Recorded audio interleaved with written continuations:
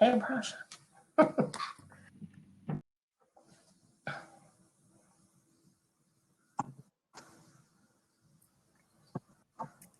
Okay. I'll go ahead and get us started. Good afternoon, and thank you for joining us for what I'm sure will be a very fun and engaging event. I'm Roberta Rincon, and I am pleased to represent the Society of Women Engineers, or SWE, as a co-host for tonight's activities. I'd like to take this opportunity to thank Northrop Grumman for sponsoring this event. We hope that you will take full advantage of this opportunity to meet new people, learn more about science, technology, engineering, and math pathways from our fabulous panelists and facilitators, and make connections with others attending tonight. Before we get started, I want to share a little housekeeping. If you run into any technical issues, you can let us know by typing your questions in the chat on your screen, and someone will respond. Any questions that you have for our staff or for our panelists can be typed in the chat. We have someone monitoring the chat, and our moderator will ask as many of your questions as she can of our panelists during the panel discussion. Please note that there are two different chats, one where your comment will be seen by all participants and one that will be seen only by those sitting at your table. This will be important to remember after our panel session when we have our breakout sessions. Beth? Hi, everyone. I'm Beth McGinnis-Kavanaugh. I'm a professor of engineering and physics at Springfield Technical Community College and a co-founder of the Pioneer Valley Women in STEM Network, which is co-hosting this event with SWE. Together with my colleagues, Isabel Huff, Michelle Rame, and Melissa Patchouli, I thank you for joining us tonight. We're very happy to have you. We have an exciting program for you, and I'm going to get us started by introducing the moderator of our panel session. Prasha Sarwate Dutra is a TEDx speaker, award-winning podcaster, top career coach for women in STEM, a full-time product development manager, and a good friend to the Pioneer Valley Women in STEM Network. Originally from India, Prasha moved to the US less than 10 years ago to live her American dream. She hosts a very popular podcast called Her STEM Story, which features women in STEM from around the world. Her mission is to help women in STEM believe in their brilliance. Prasha will moderate tonight's panel session around our theme of unleashing your inner STEM and take your questions for panelists. So Prasha, take us away.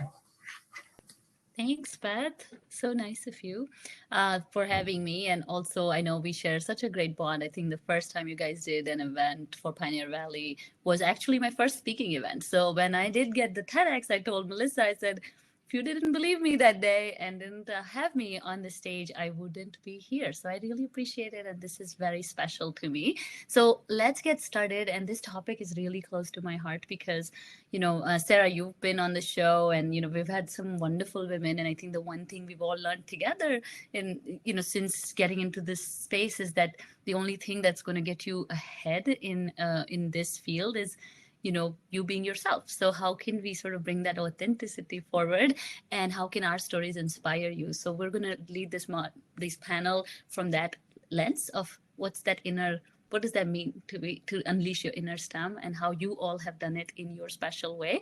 So I'm just going to go around the room and I will let you guys introduce yourself. So let's start with Sarah. Sarah Mcnulty is a squid biologist, science communicator, and the executive director of the really popular Skype a Scientist. So tell us a little bit about yourself and also tell us one thing that got you excited or got you interested in STEM when you were little. Sounds good. So hey everyone, my name is Sarah McAnulty. As Prasha said, I'm a squid biologist. I also run the science engagement platform Skype a Scientist. I live in Philly. That's where we're located. I got my Ph.D. in squid biology, molecular and cell biology specifically, and that finished in 2019. I'm just enthusiastic and passionate about connecting people with science and scientists as much as I can in as like engaging, fun, and interactive ways as possible. And one thing that got me super interested in science when I was little is going to my local library. I didn't know any scientists. I didn't really know what being a squid biologist would look like as an adult. We didn't know scientists really. And so my parents maybe thought like you'll be working in an aquarium or something. And so I just read a lot, and my local library was my like go-to portal for science. And so watching videos from there is pretty much how I got access to science. I love that. And now you're bringing it full circle with Yeah, your Skype exactly. scientist. That's amazing. Yep. I love that. Marie Lewis is also here, and she is an engineer, data scientist, and professor with a PhD. So tell us a little bit about yourself. And again, same question to you. What's that one thing that got you interested in STEM? Oh, you're on mute. Alrighty, thank you. Thank you, Prasha. My name is Marie, and right now I'm a data science engineer at WMATA, and I also teach online computer sciences courses in data analytics at SNHU. So I love math, and I like to explore different fields. So what got me excited is because when I was little, I liked putting things together, and mathematics was something that I'm really passionate about. So first I thought that I was going to be an architect, and along the way I felt like, okay, it's engineering, and finally I chose transportation engineering. So STEM is really fun to me, and all the different fields that I've tried, I feel like they sort of related in how I can make a difference. So I'm excited whenever I see something within STEM to participate and gain the experience, and at the same time giving back to the community. So I love that. Thank you so much. So excited to have you. And I don't think I've ever met a transportation engineer. So first time for everything. Wow. That's awesome. Love that. And then we have Frances Poppy Northcutt. She's a lawyer, women's advocate, and first woman engineer at the NASA Mission Control. So I'm so excited to talk to you. Well, thank you. And, you know, you ask about what first got me interested in STEM. Well, I'm a dinosaur among you young women, and had not at the time I became interested, had never even heard the expression STEM. That's really a new kind of acronym that came about in the last probably 20 years. At the time, when I was a young woman coming out of college, what people expected of women was that we really went to college in order to get an MRS degree, not to get a degree for anything else. The expectations for women were that if you had a college degree, you would either become a nurse, a teacher, or an executive secretary, and that was about it. I majored in mathematics mainly because I had a high aptitude in it. I had no clue what I was going to do with it. And I really stumbled into working for a contractor at NASA. I didn't work for NASA itself. I worked for TRW, which was an aerospace contractor. And we developed the return to Earth capability for the Apollo missions. And because they accelerated the mission schedule, I ended up sort of by accident being in mission control during those early Apollo missions, and got to discover what it was like to be the first woman in a place like that. But I've been very enthusiastic ever since then about increasing the participation of women in science and technical areas. I love that, and I can't wait to dive deep into all your experiences and just how much we can learn from your experience. And our next panelist is Maeliz. And Maeliz, if you're here, you would have to turn your video on and also your mic on because we can't see you. All right. I'm like, I just saw her. No, I'm so sorry. It automatically went off, so I didn't think to turn it back on. Hi, everybody. As Prasha mentioned, my name is Maeliz Colon. I'm currently a student at the University of Massachusetts. I also work full-time for Sealed Air and Holyoke as a safety and quality coordinator. So I don't have a lot of experience in the work field yet, but as a student, I've had, encountered some challenges. And I've also, as far as STEM, I'm not as experienced in STEM. Like growing up, I didn't really hear the word engineer I come from a low-income community, so I was a junior in high school, and everyone was like, "Oh, well, you know, what engineering are you doing?" And I was like, "What do you mean?" They're like, "Well, you're in a physics mechanics class." And I was like, "I don't know. I thought I was just gonna go into business, do something along those lines." But when I got to STIC, I decided that let's give it a try. And I haven't left. I've been enjoying it so far, and I love it. I really do. I can't remember the initial questions, but I hope I answered them. Sorry.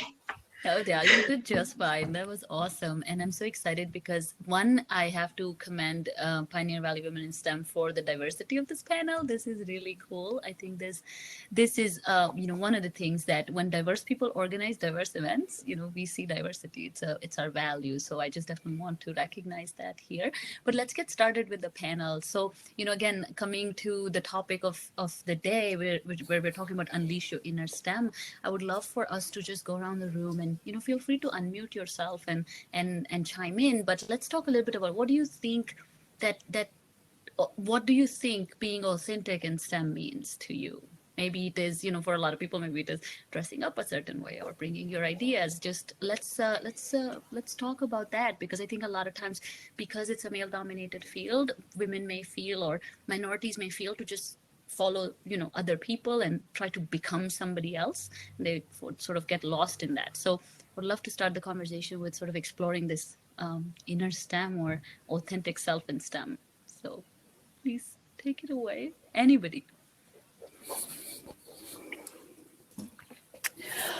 Well, I'll start. Okay. When I was first went into the Mission Control Center on Apollo 8, which was the first mission that orbited the moon, it didn't land. As I said, I was the first woman to go over there in an operational support role. I did not know that at the time. I knew that women were very scarce, but I didn't know I was the first woman to do that until I was over there and quickly realized it.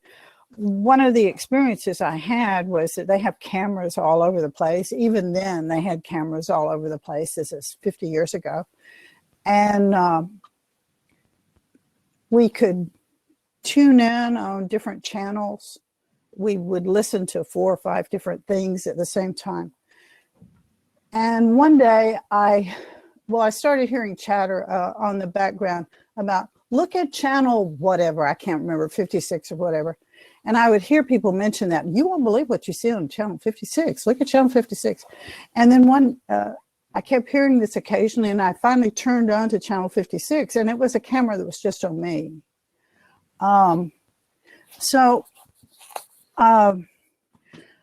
There's a lot of different ways you can deal with this. If you're a woman or a minority in one of these very white male-dominated fields, you are going to be the giraffe in the room, okay? And there's no way around that. You just are. So my feeling is you embrace it, okay? I absorbed that, and I thought, well, what do I do now? Well, at that time, there wasn't even such a thing as talking about workplace discrimination. In fact, the discrimination laws were barely on the books. Harassment, any of that sort of stuff. So, you could either get hostile about it, get paranoid about it, whatever. My feeling was just to embrace it and just to say, okay, I'm here. Okay, I'm the giraffe in the room. Look at me. So look at me. Okay, I'm a woman. I'm here. You're used to it. And eventually they do. But you're not going to be able to become, you have to be yourself. Okay, you just have to. But you will be the giraffe in the room for a while until they get used to seeing you. With Poppy on this one, embracing it, you're gonna feel like you just don't belong, and you're gonna want to cover yourself almost.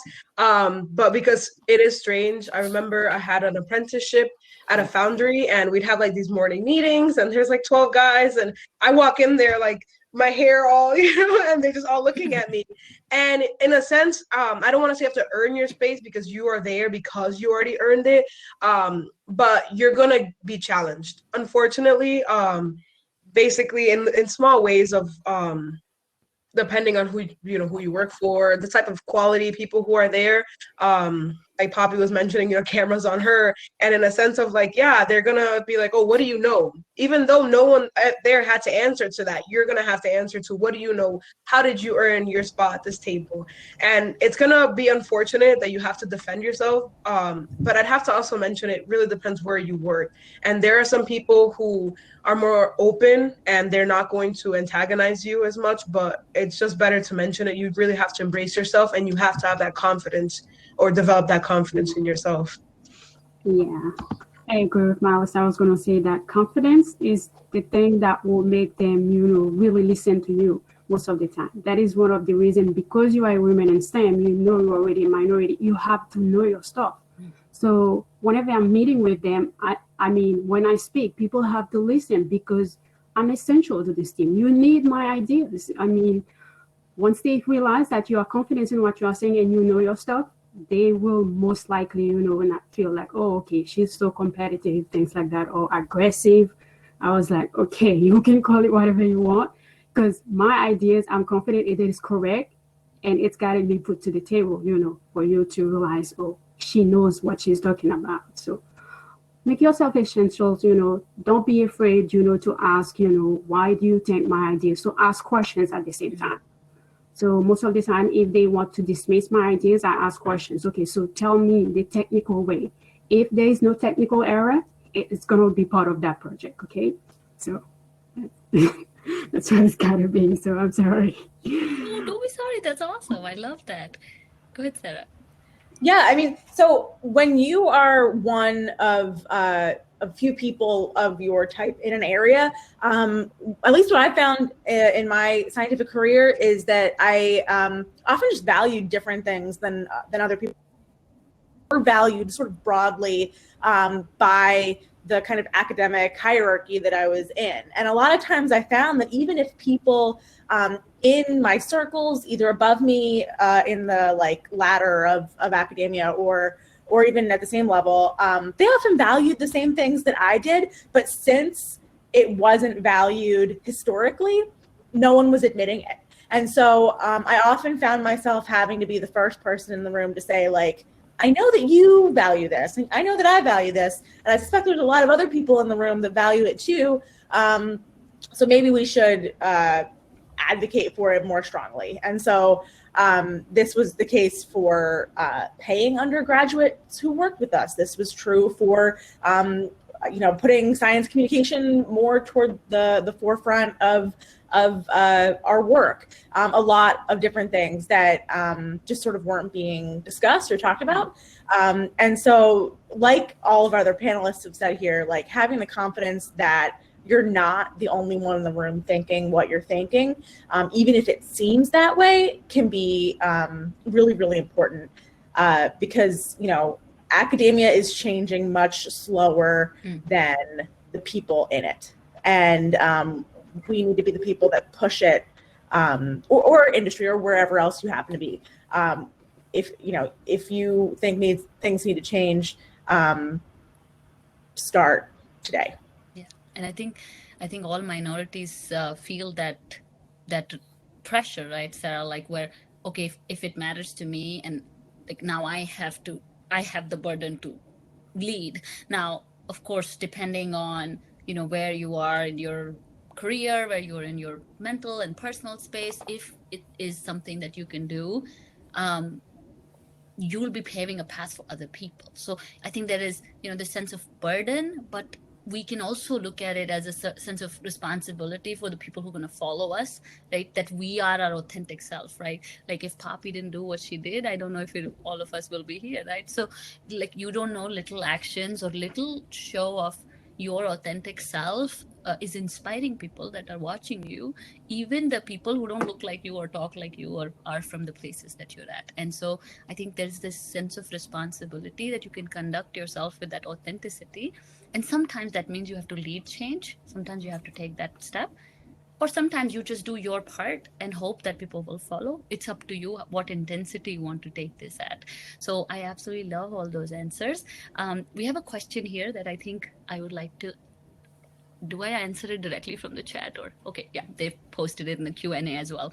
But Deborah Vanderpool says, does the having to be more vocal and forceful for certain roles and the pay inequity ever get to you? It's a really great question. I think it's twofold. I think just being more vocal or forceful for a certain role, did that ever bother you that you had to do extra, I guess, if I'm understanding this correctly? And then on top of it, the pay inequity, like how did that affect you? I'll say it did affect me because I didn't have a visa for a long time. So the visa was the leverage they were holding, right? Like they were like, we'll give you the raise. I mean, apparently there's something called not in our company, but there's something called a green card pay scale, like green card pay it's called. So as soon as you become a citizen, apparently you sort of qualify for better benefits or better salary because now you don't have the visa thing. So there's so many immigrants who work for less money in these fields because they have to get visa and they have to get through this long process, you know. So in my case, I think I faced it. I don't have any data to back it up, but please take it away. I think Maeliz, you did. Yeah, I was gonna mention about the pay inequity. Right now, I'm still finishing my degree, but I work alongside people who have their bachelor's. They have a year of experience, but in equivalence to everything I've done while in school, I have the same experience. But because I don't have my degree yet, in a few months I will. But there's like a $10 an hour gap, and it bothers me because we work together on projects, and I basically lead the projects. I've talked to my manager. I said, hey, I really don't think it's fair that I'm working on this. And basically, for lack of a better word, that's not my job position. I enjoy it because it is engineering. However, I'm not getting paid. That's not in my job description. And I think in a sense of like, you just have to roll with the punches for now. And that was something that I just came to terms with. Instead of getting angry about it, just enjoy what I'm doing because I think if you enjoy what you do, I mean, it makes it easier. But that pay, it does get under your skin. You just have to remember why you're there. After a while, I know that I gave myself a deadline that if after a certain time, once I get my degree, if they're still making these excuses, then it's time for us more serious discussion. As far as being vocal, I did get in trouble for being vocal. There was a 10-year employee, like 35 years, he was working there. I just started, and I want to make sure that the rules of safety are being followed. And usually, like older men in manufacturing places, they really don't like following safety rules for some reason. And he was like interrupting me. I said, "Hey, I'm talking," and I guess this made him so upset that I said, "Hey, I'm talking." He filed a formal report. So yeah, exactly. And it made it all the way through. I had just started. So for a while I was like walking on eggshells, like, how do I go about this? But I just kept saying good morning to the guy. I just disregarded it. And it was actually taken off of my employee record because I showed that it really wasn't that I was being aggressive. I was doing my job and it was misunderstood. And they hadn't known me long enough to really make that assessment of me. But it's just that, just always be adaptable. Don't, oh, this place sucks, but also just know your own value and just who you are. So that's kind of my take. Yeah, I think I can speak to both folds of the questions. Like, you have to do a lot. I do a lot. Like, you work on projects, they assign you the projects, but there's like that collaborative part where you have to help others. I do a lot, first of all, because I'm like the only girls in my team right now, and I want to stay on the top of the team. So once everybody have to come to me and ask questions, I like that. And then that's how I felt like, okay, I have the power, even though I'm a woman here, but you guys come to me asking me for questions. But in terms of paying, like kind of what Maeliz said, enjoy, do your very best, Once they realize, without you, the team they will have no choice, or you will go to a different position. And I did that for one of my previous job. And when they realize that I'm leaving, now they are asking to give me a raise. So I was like, okay, at this point, it's already too late. I want a switch. If you want to stay, you stay. But at that point, I decided to join WMATA. It worked for me, not giving me like, a good pay. It works better for me anyway. So I love that. I worry about the pay thing a lot. And, at the time, I was working in the space program, I mean, the pay disparities were huge. And we had actually sort of legalized discrimination against women in the form of wage and hour laws, for example, that limited women in terms of getting overtime. They didn't limit women from having 2 jobs, but they limited how much a single employer could pay women. And one of the things that I hope you keep in mind is that you have to always be pushing to get your pay. You really do, because you will never recover it. You all know about compound interest, and that's basically what happens whenever you're underpaid, is that the disparity never goes away, really. It just grows over time.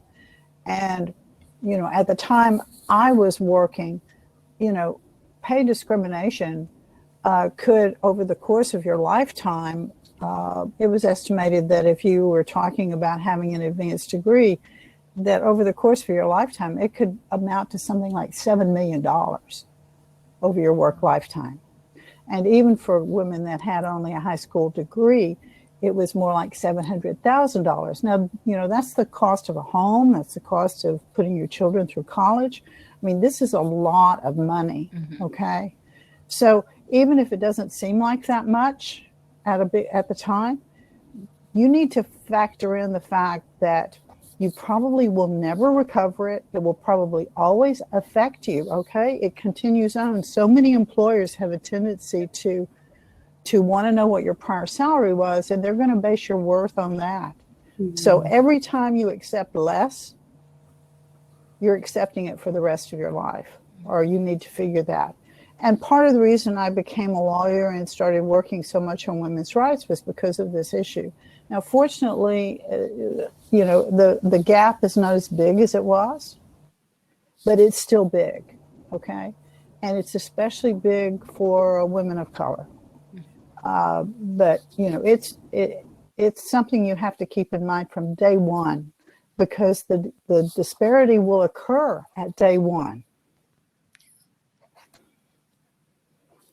One thing that I'm really trying to normalize, at least in science communication as a field, that I'm talking with others in the field about, is being open about our salaries, because we really can't even know what the disparities are if we aren't open and talking about it. There's this sort of cultural thing about being very, keeping your cards close to the chest with what you make. And we got to knock it off and just be open about it, because that's how we really are going to get equality if we're talking about it. And also, just side note, academia is not paying anybody, almost anybody, enough. Postdocs should be making more than they're making. Graduate students should be making more than they're making. It's a systemic, huge problem. Many people working in science aren't paid a living wage, which is wild. And so fixing it from your lab to the graduate students that work with you to postdocs all the way up is something we need to be open about and better about. Yeah, and I think that's a great point, because in academia there is also something called, there's no basic HR structure. There's no basic human rights in some cases, right? People are working 20 hours and that's the normal. If your tenured professor decides that's the lifestyle he wants to push for, then he can do that. I mean, I spent 1 year in a lab and I said, I'm all set. Thank you so much. I cannot do this, because it is really, really bad. And on top of it, you don't have regulations of certain sorts. These people are not going through any kind of reviews, performance reviews, right? Because if you're tenured, nobody can touch you. You really become a very lethal force over time. So I think it's important. So I think somewhere I was reading on Instagram that said, tell your salary like you tell your age, right? Tell it, it's okay. And hopefully as you open up those doors, you will know what people are making, because right now you don't even know. And you're at the mercy of Google search, which is also not a very good place to find out how much people are making. So before we move on to the next question, I see Catherine, do you have something to add? Hi, yeah, my name is Kathy Mine. I'm with the SWE Mentoring and Facilitation Working Group, by the way, just to kind of, and I'm going to be talking about negotiation skills. So I've been listening to this going, oh, good. This is very helpful, because it kind of gives me a feel for what the kinds of things you're looking for. Poppy, you have some fabulous points there that I'm probably going to incorporate. So I warn people if I'm going to plagiarize them in advance. It is a severe problem, and the official message about why not you sharing salaries is because you can never tell because people have different skills and backgrounds and so on. The reality is that it's also really, really good for management because they don't have to fight that battle. I will say that Glassdoor, actually, a lot of people do about their salaries, and that is a place where you can look and get a sense of whether people are being reasonable or not. I mean, there's an equity problem anyway, because we are in a situation right now where, you know, the minimum wage is not enough to live on, right? So we're fundamentally, we have an equity problem just from the get-go. And then when you add to that the issues of minorities or women or, you know, whatever, it's just a daunting problem. And as Bobby said, when you are in your entry-level position, if you settle because you're so desperate for a paycheck that you take what you get, the number of years it would take you to recover from that deficit in your salary, it may not be recoverable, frankly. I saw a statistic that if you took 10% less, you know, when you start out than what you think you're worth, it will take you up to 10 years to get it back. Yeah. So it's pretty severe. Yeah, and I think it gets worse. I mean, I think Maeliz, you would agree. But if you're coming from our backgrounds, I'll take any money. Like, I really don't care. Like, I have a big student loan. I've never seen dollars in my life. I'll take it, right? So, I mean, it's something we can preach and we can do as managers if we're growing, making sure that, you know, we don't let that, because this is the first thing I did when I became a manager. I went in and I have, you know, both my teammates are minorities. So I went in and first thing I did was check their paycheck to make sure it's good. Otherwise, you know, we'd have to have a discussion. And I was actually surprised how, like, they were fairly compensated, which was super nice to see. But again, I think it's a great point. But I guess when you're, depending on what background you're coming from, and as I was saying, what kind of leverage do you have to even ask for it when you have to eat sometimes? Well, Pasha, there's a recent study that I read. I don't remember who it was by, but it was sort of frightening because it was talking about what happens in the gig economy, where women are actually setting their own fees. Okay, yeah. It's not like they're working for somebody. And what they found is that women sort of systemically are pricing themselves at least 10% below what men with the same skill level are doing. And so this thing about being desperate for work, men obviously value themselves. We internalize the discrimination, okay? And that's part of the problem too. I'm not blaming the victim, but I am saying that we do internalize it. I mean, we want to, well, I may have to work for this, so we work for this. So it's sort of a chicken and an egg problem. That we internalize this discrimination, but we've really got to work hard to get past that. And I would say to follow up on that. First of all, remember that when you're in there negotiating your salary, they wanted you, so they don't have all the leverage. They need you in that job. And number two is they're not going to say, if you say, you know what, I've looked at the market, I've looked at my skill set compared to what your requirements are, and I truly believe that I deserve more here. They're not going to go, oh, well, then we're not going to hire you. They may say, I can't do that, and then there's a conversation that takes place. And frankly, there are some factors. For example, if you're asking for money that's way above what the market is asking for right now, and you don't have a good story to back up why you're worth that, they can't say yes. But that being said, if you never ask, you don't get it. I mean, one of the things I always say is, okay, how much do you think you'll get if you negotiate? You might get 5 or 7% more. How much do you get if you don't negotiate? Yeah. And frankly, a company that said, well, if you're going to ask for more money, I don't want you. You may not want to work for them anywhere. I don't care how much your student debt is. If you're miserable every day, working at McDonald's for a few months might be the answer. I mean, it's just... I think, one angle that I would just add to that is when you, and I don't know the the structure of the audience here, but when you're on student visa, you really get only 60 days to 90 days to find a job. If you don't find it, and this employer is the only one who's sponsoring, right? So when Trump administration was here, which was a terrible era in America altogether, a lot of those companies stopped altogether. Like they couldn't even fathom to start the process. So I think I really believe in self-advocacy, and I think we should do it. And that's why we're having this event, and hopefully people can walk away with great tips. But I think there are certain situations where people really don't have even that option, because you have 60 days and time's running out, or they'll throw you out and you spend so much time and money to get here. So it's just a different way of looking at it. But, to your point, I mean, you have to ask when you can, and maybe thinking that, oh, you know what, I'm going to bring the value that everybody was talking about. Like, I'm going to bring the value that I do, and then I'm going to shoot for the stars, right? So, my story starts with a little bit of like, oh, I need the job, but then really getting promoted 3 times in 6 years. So not stopping at anything, going for jobs that people were laughing at me while you're applying and still getting it, right? So I think you can bring that perseverance in any situation, and that knowing that you're worth it. So to Poppy's point, you internalize it. So, if I have the opportunity to ask for the money I want, and I'm still not asking in a gig economy, right? I have some coaching clients who have coaching businesses, and they don't even want to ask. They're like, I'll do for free.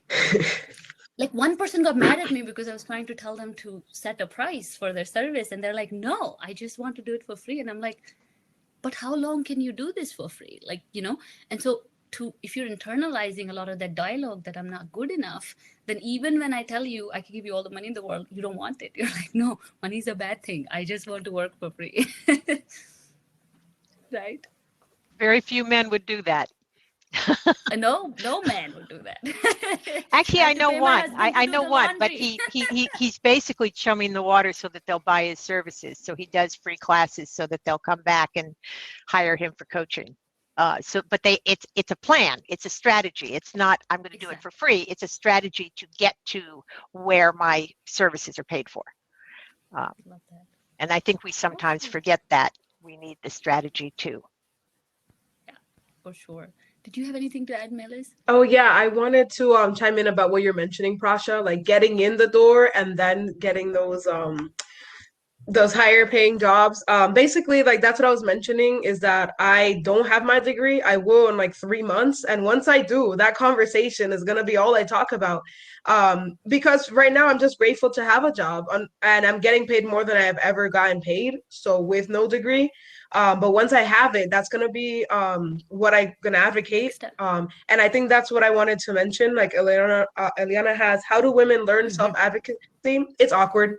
I just really have to say, I have to talk myself to do it. Like even there's been projects I work on and I feel like my supervisor is overreaching into what I have to do. And I need a good straw in my hat, like to be able to promote myself. So I can't let my supervisor do my job.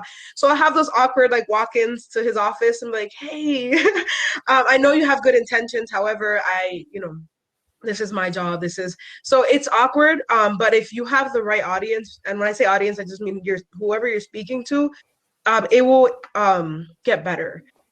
So that's what I would say about self-advocating. It's awkward. Like it's not something that I do naturally. But I know I have to do it, because if I don't advocate for myself, who will? So yeah, that's all I wanted to add.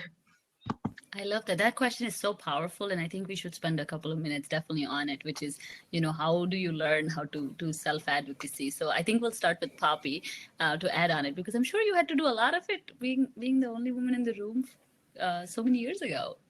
Well, I don't recall really doing that much self-advocacy. I sort of had the advantage of working on something where there just really weren't any other people that knew how to do this.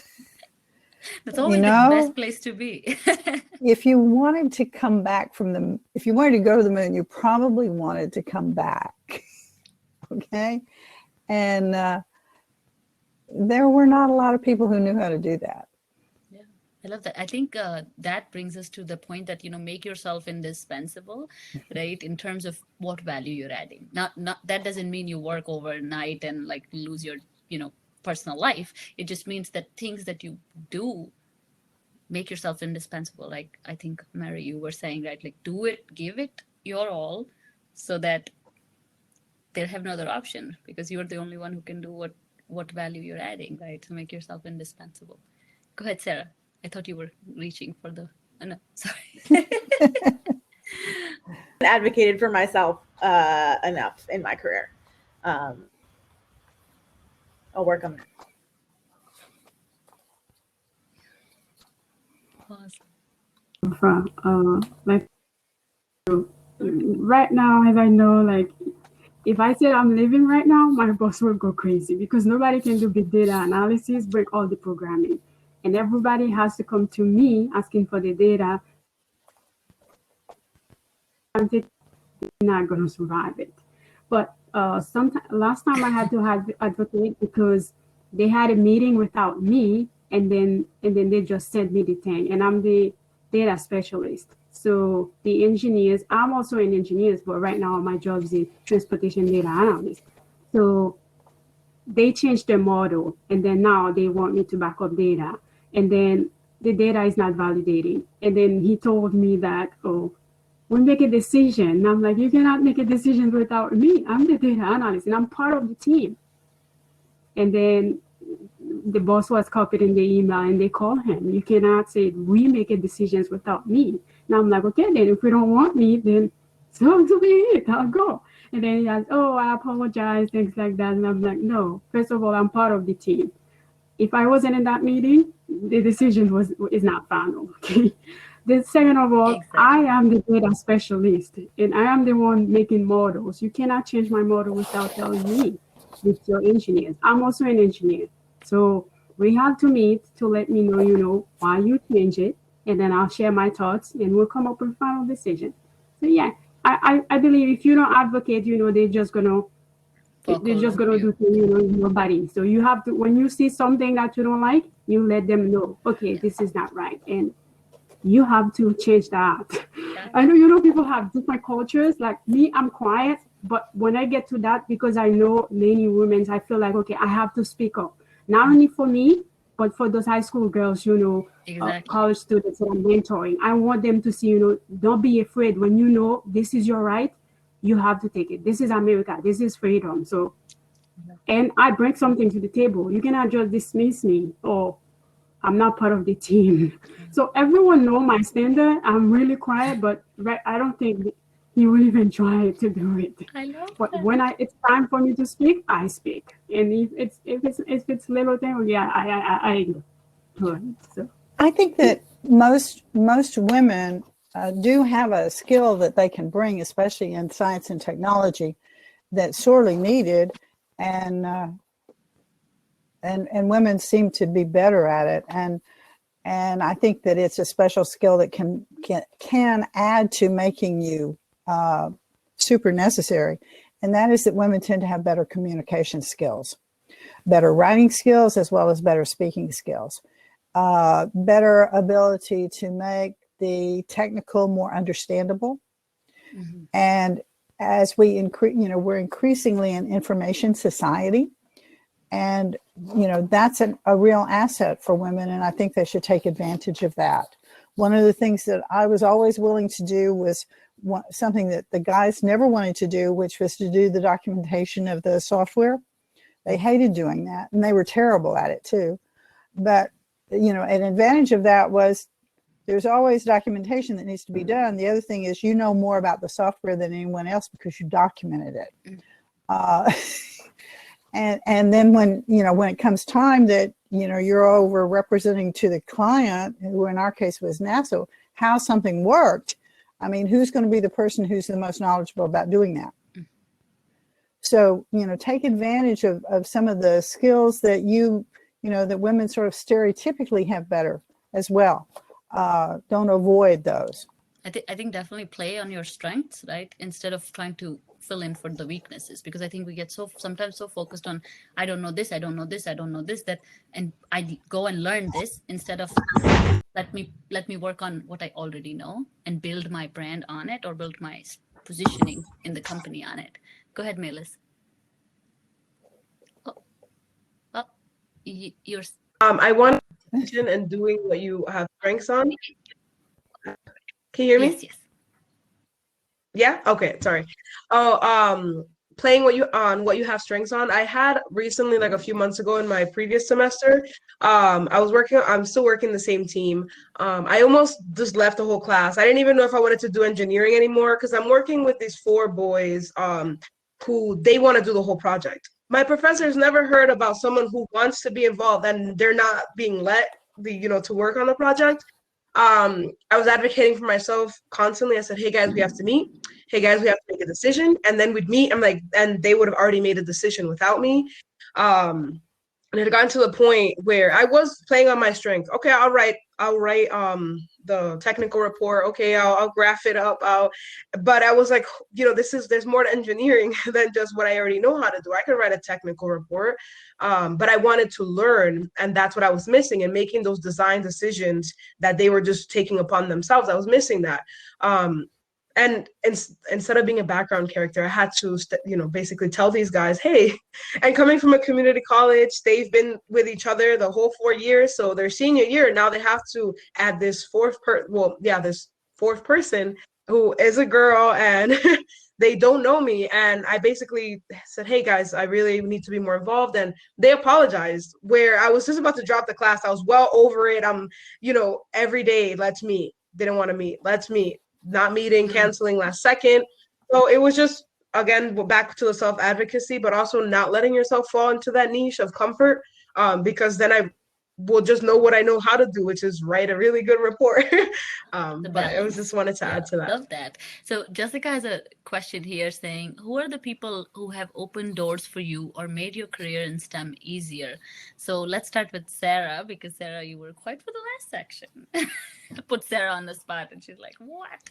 Sure. So a couple people have been really, really helpful for me.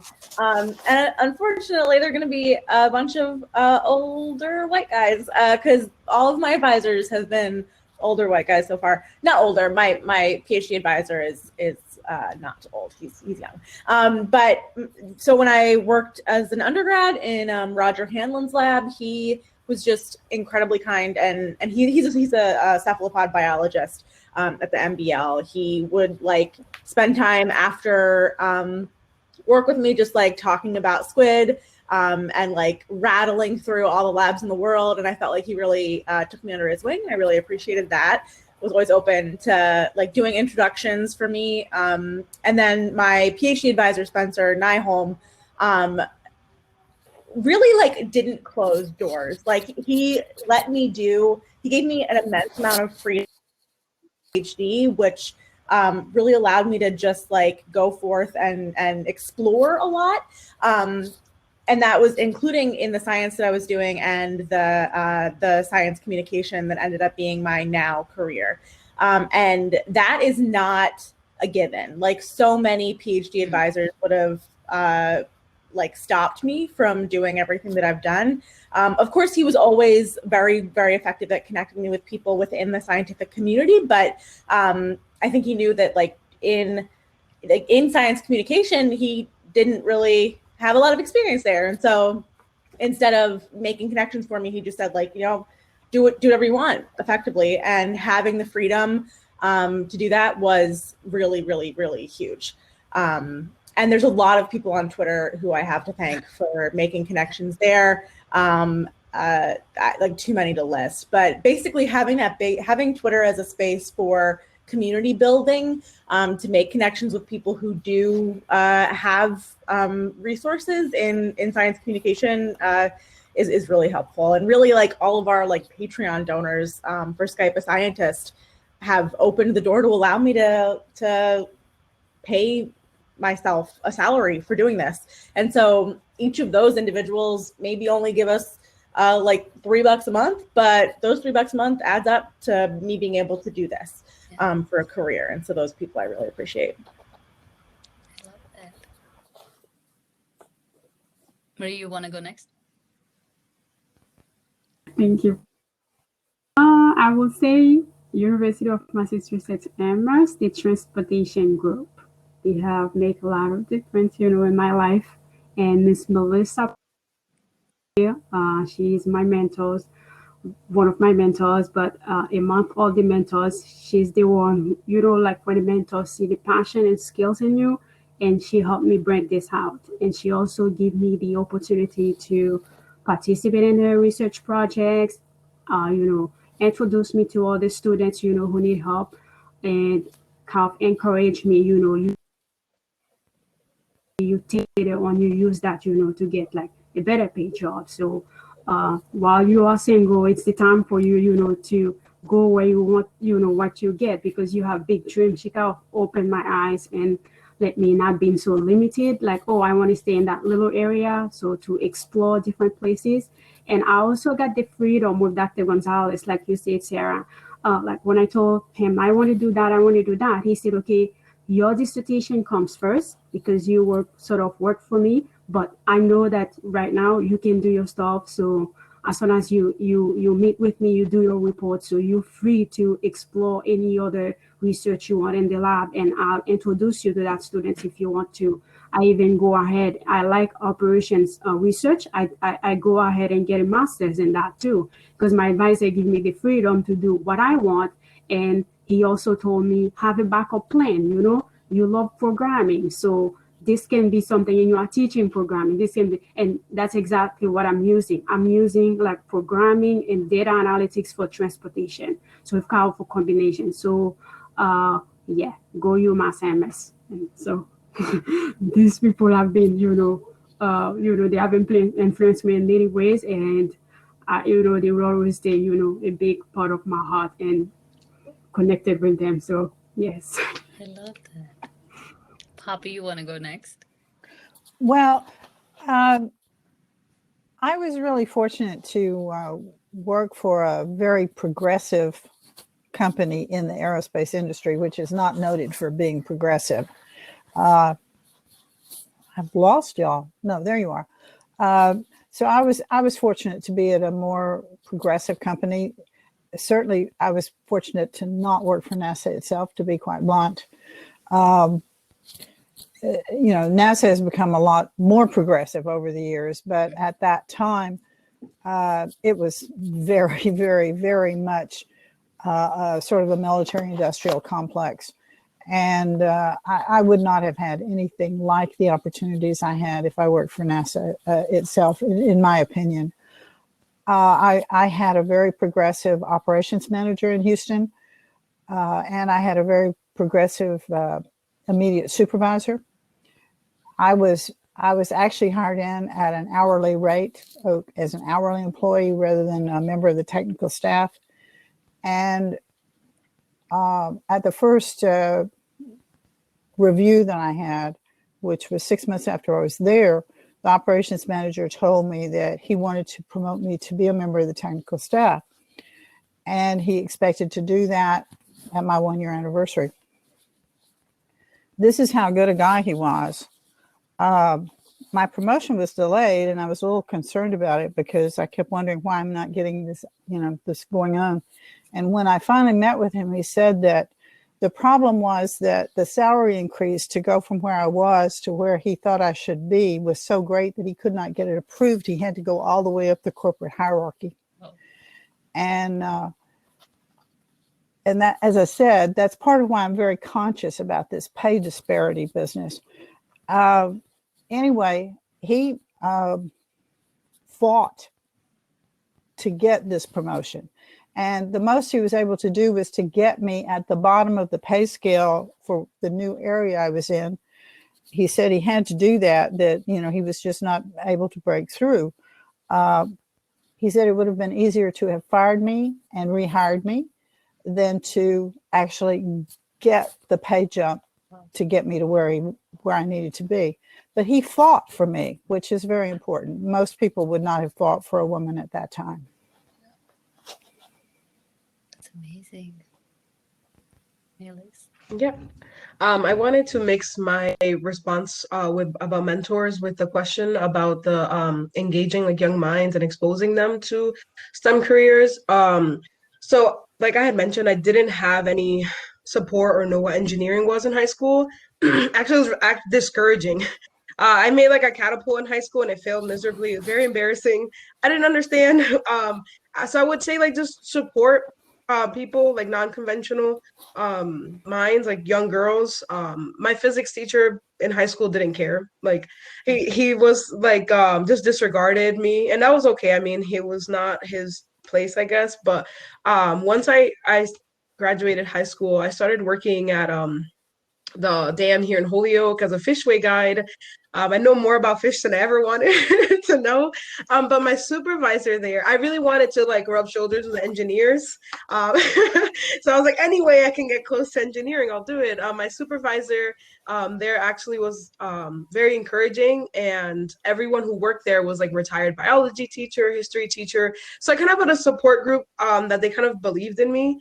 And they did. It wasn't like they really did. So they were always, oh, good luck next year. I stood there.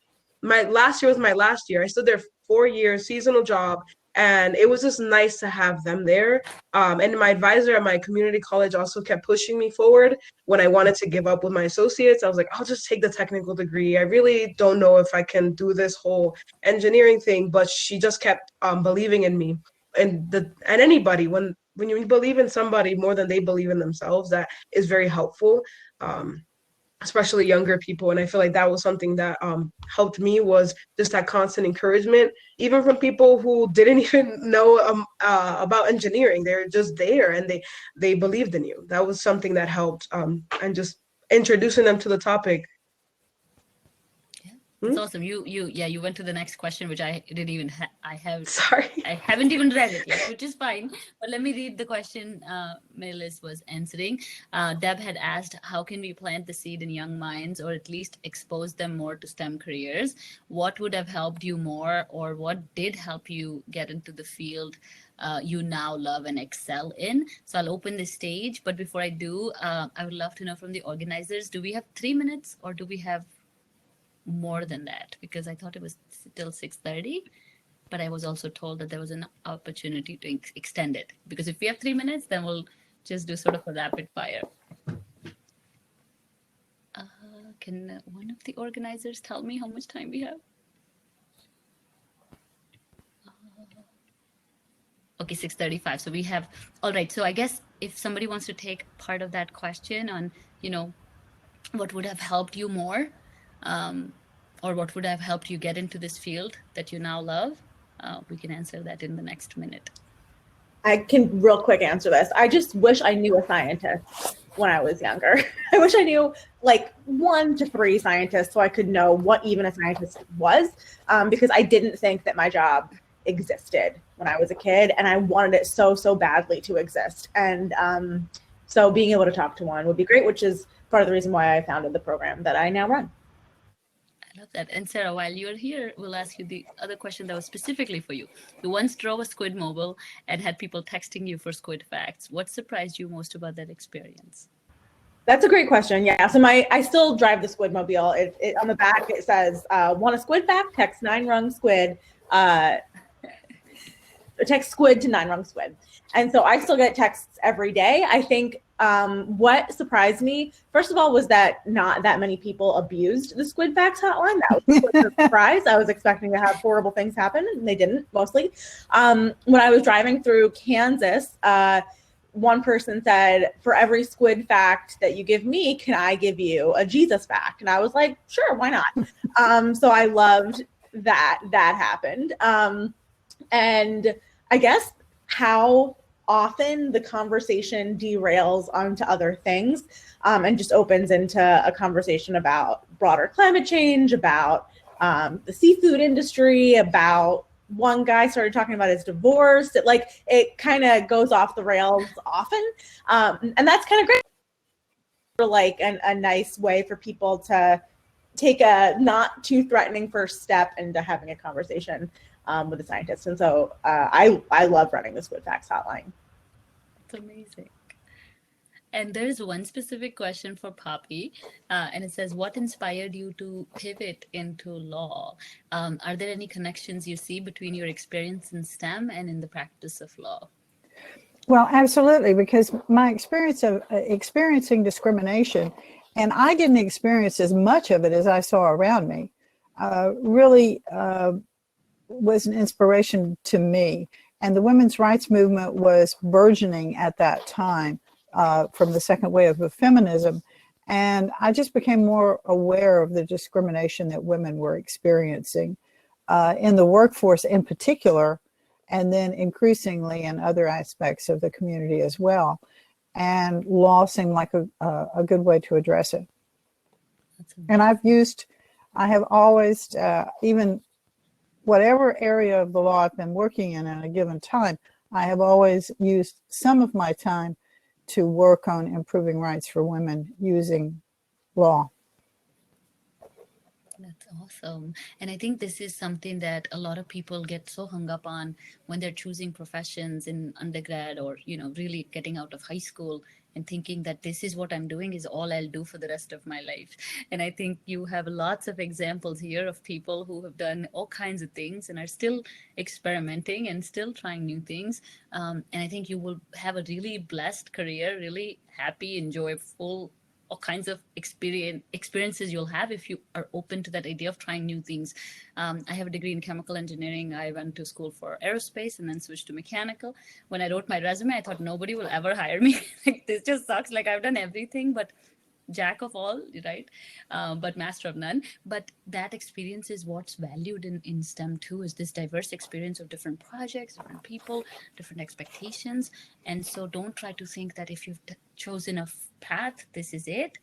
It's just the beginning. And every 3 to 4 years, hopefully you're exploring and doing new things, because there's lots of opportunities like Poppy explored of, just using your skills in different areas, and maybe what works today may not work in 5 years, right? So always have that in mind. And, everybody I've interviewed for my podcast, everybody does incredible things, like 3 things at once. And you're like, I thought if you're an engineer, all you are is an engineer. No, you're like way more than that.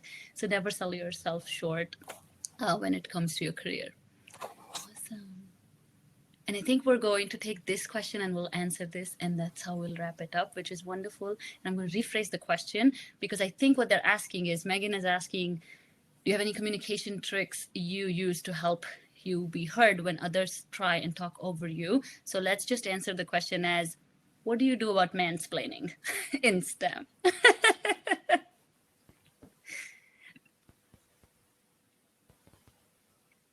Who wants to go first? I will just I usually redirect it. I'll tell them, oh, that's a good point, and then I'll go off even if it had nothing to do with what they're trying to say. It's just easier than having to have that confrontation constantly, because sometimes they do it and they don't even realize they are doing it. So it's just that redirecting it. That's how I do it. Mm-hmm. This happens to me on Twitter more than in real life, because I think I have enough volume in real life that I'm usually okay. I don't know why. Normally I just really slowly and in depth explain exactly what I mean in text, and it's normally not for the person that I'm else watching, to kind of give them the sense that actually the thing that you're trying to explain to me is my area of expertise. And obviously I know more than you, and let me show you how. But that's not going to work all the time for all situations. Yeah. Sometimes I don't want to come so rude. I'm like, okay, yeah. Keep saying yeah, and the person like, you seems you're familiar. Or that, I go ahead of them sometimes and keep saying, about but then this gonna be that. Oh, how do you know those stuff? Things like that. I'm like, okay, yeah, this is who I am. But I tend not to tell them much, because I feel like most of them, they feel like intimidated most of the time when you start telling them you know things. So I just let them waste their time, sometimes keep saying yeah. And once they realize, oh, you didn't tell me, I'm like, okay, you didn't ask. Yeah. You know what I do? I don't even look at them. I'm like, I don't have time. I'm like, yeah, what are you saying? I just keep, so one of the things I've started doing, and this can help people. Now, of course, I have an office, but even when I didn't have one, what I did was I choose the location, right? I don't come to your office, because if I come to your office, automatically you're the boss. If we meet at a neutral ground and I take the boss's chair, I sit on the top of the table, automatically I'm sending a signal that, I'm here for serious business. And then I bring my laptop. So if you want to talk all over me, keep talking. I'm not even talking to you. Like, I'm going to do my thing. When you're done talking, let me know when you're ready. So then automatically now when I have an office, I don't even talk to them. I'm like, I have no time. I have a meeting. They walk away. Then they're like, we'll write you an email. Yes, please tell me the facts. And then we'll go from there. Now, obviously you don't have that when you're individual contributors starting out, but know that there are many ways to go around mansplaining. One, you have to recognize that defending yourself, like everybody just said, is not the point, because some of them are really very stupid and there's no reason to bang your head against the wall, right? Like, save your energy. But if somebody's crossing the line, make sure, you have eye contact. You let them know, look, this is not okay. You're not going to cross this line. Maybe use written, documentation of if they cross the line. You should always do that because it's good for you to protect your rights, right? Like, nobody should walk all over you. There's a difference between being rude and then really just crossing the line. But I think you have to define that line for yourself. And men, and in fact, everybody is very trainable, right? So if you decide a boundary and you follow it, people will follow that as well. But if you don't define a boundary, people walk all over you, then, then that's a problem. Now, I know we're 1 minute over, but one last question I have to ask, and maybe Poppy, you can answer it for us. But what is the most fun thing you've done as a woman in STEM?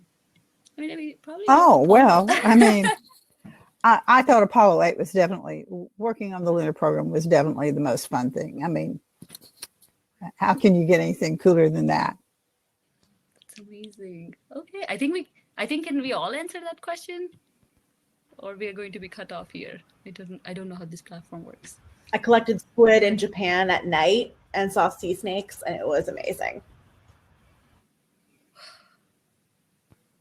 To go on an international conference with different countries for like 2 years, presenting research, doing different projects. It was really fun. Maeliz? I don't know. I can't say. I mean, I like it all. You make bubble wrap, don't Yes, you? I pop bubble all day. I think I pop more bubble than I've ever wanted in my life. There is a bunch of variations of bubble. So in case anyone needed to know. That's amazing. And I think I would just, close this by sharing my fun fact. We power the roller coasters. So I actually saw my cable on the Joker ride in Springfield, Six Flags. And we went there and I looked through the plexiglass because this is what wire and cable people do. We read all the cable, just crazy people. And I'm reading and I lost my stuff. Like it had my, my everything I designed. It had the date and everything. And my husband thought I'm having a seizure or something. Like, what happened to you? I'm like, it's my cable. I've never seen it in the real world. And then I can tell everybody that we power roller coaster, which is really cool. So. Awesome. Thank you again, ladies, for a lovely chat. And I learned so much from your stories, and I know everybody did as well. I know we have some networking tables on the first and the second floor. I just don't know how to go from here to there, but I think they'll take us there, and we'll see you on our tables. Thank you again for your time this evening, and it was awesome chatting with you. Thanks for having us. Thank you.